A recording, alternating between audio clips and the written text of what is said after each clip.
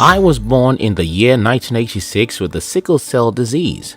To make my case worse, my illiterate parents never knew there was anything in the world called sickle cell disease, so they never took me to a hospital until I was 14.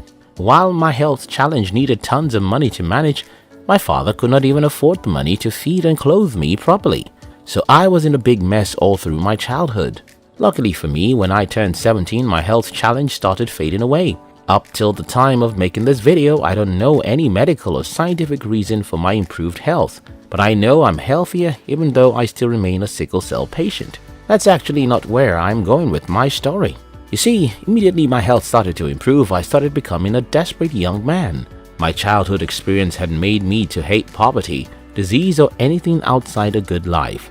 At 18, the way I saw the world was completely different from how almost anyone I knew saw the world. I started to look at the world as a place to fight for a good life or to die fighting. When I was 20, if you had prophesied that I would die, I wouldn't have much problem about your prophecy. But if you had prophesied that I would end up being a poor adult, I would probably slap you. I mean, imagine Alexander the Great in 334 BC thinking of conquering the world. That is who I was, the guy who thinks nothing in the world can stop him. You see, Napoleon Hill said, the starting point of all achievement is burning desire. Burning desire. Burning desire. The primary secret to every success is burning desire. Many people in our world today want so many great things, but only very few people have their desired life. What do you think is the problem? Well, wishing is nothing. Simon Eckerle said, wishes are only granted in fairy tales. In fairy tales, whatever the character wishes can appear. However, in real life, burning desire is the only thing that makes people get what they want out of life. The starting point of all achievement is burning desire. Why wishing is nothing. Let's assume that you wish you could build a successful business, lose some weight, or have a great marriage. The next thing you'll be confronted with is the reality about what it takes to achieve those goals you set. Building a business that succeeds is more difficult than building a skyscraper with leaves. Maybe a little exaggeration there, but you get the point. Losing weight is not ABC, and having a great marriage requires more work than almost any 17-year-old can imagine. Now you see why people don't get what they wish they could get. Often, you'll have to go through hell to get to heaven, and that's where the problem lies. If you don't want heaven as bad as you want oxygen, you can't endure hell. If you don't have a strong burning desire that makes you want to seem as if it is the only thing that makes your life worthwhile, you won't be able to endure the fire. I hate to say this, but I have to say it. You won't get what you want out of life most times if you're not willing to die looking for it. The starting point of all achievement is burning desire. The story that changed my life. In 2007, I came across Napoleon Hill's most famous book, Think and Grow Rich, for the first time. I borrowed this book from a friend, and as I was reading, I came across the story about a military general who wanted to wage war against a superior army. When he got to the battlefield, he asked his soldiers to destroy the ship, which was the only means they had to escape. This general then looked at his men and said, "See, if we win, we'll leave this place with our enemy's sheep. But if we can't win, then we'll all die here because there's no sheep for us to escape." The above story changed my life forever. Because of the above story, I made the decision never to have a degree in my life, so I told myself, you'll have no degree, which means nobody's going to give you any job. If you do not qualify for a good job, then you'll die poor except you can build your own business. Over 8 years I was struggling in the business world. The only thing that kept me fighting was I didn't have two options. There wasn't any plan B for me. The only thing I could do was keep on trying to build a successful business. Today, so many people have plan B and plan C. Because these people have options between fire and water, they can easily shift, move, and give up. These people may have wishes or wants. Some of them can even have some desire, but they can never have the burning desire they need to fight with all of their strength. The starting point of all achievement is burning desire. How rich people make you poor. About 3 weeks ago, I traveled down to my hometown, and as I was having a conversation about my business with someone in my family, when there was a need for me to explain my company's business model, I did so. But immediately after I explained to this man, I started feeling guilty.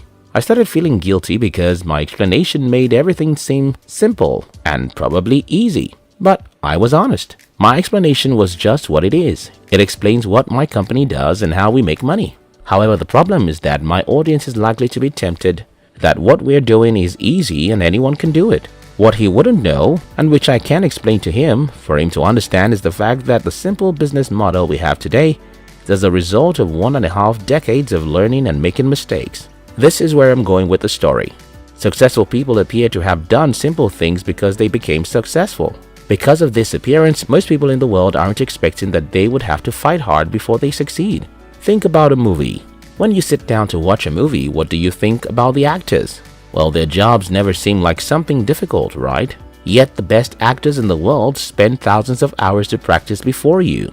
And I even know they exist. Until this day, they still practice like slaves.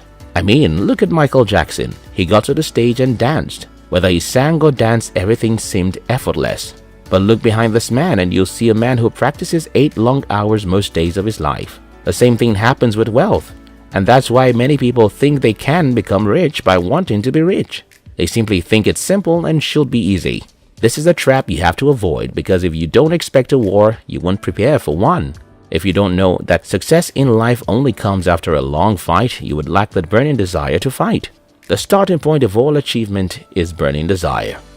How to know you have a burning desire?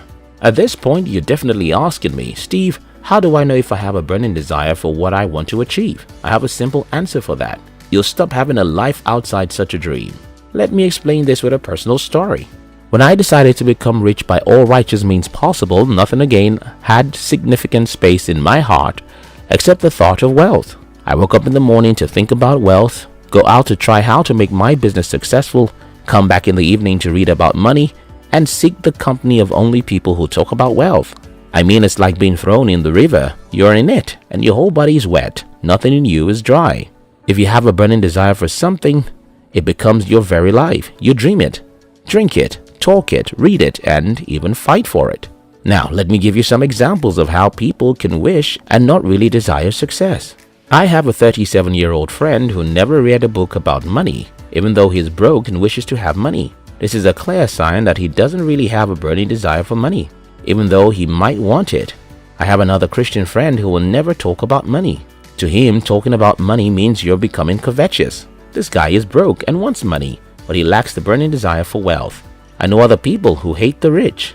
These people talk evil about anyone who seems to have too much money. To them, every rich person is a thief, a liar, or both. Well, you can never have a strong desire for wealth and think everyone who is wealthy must be evil.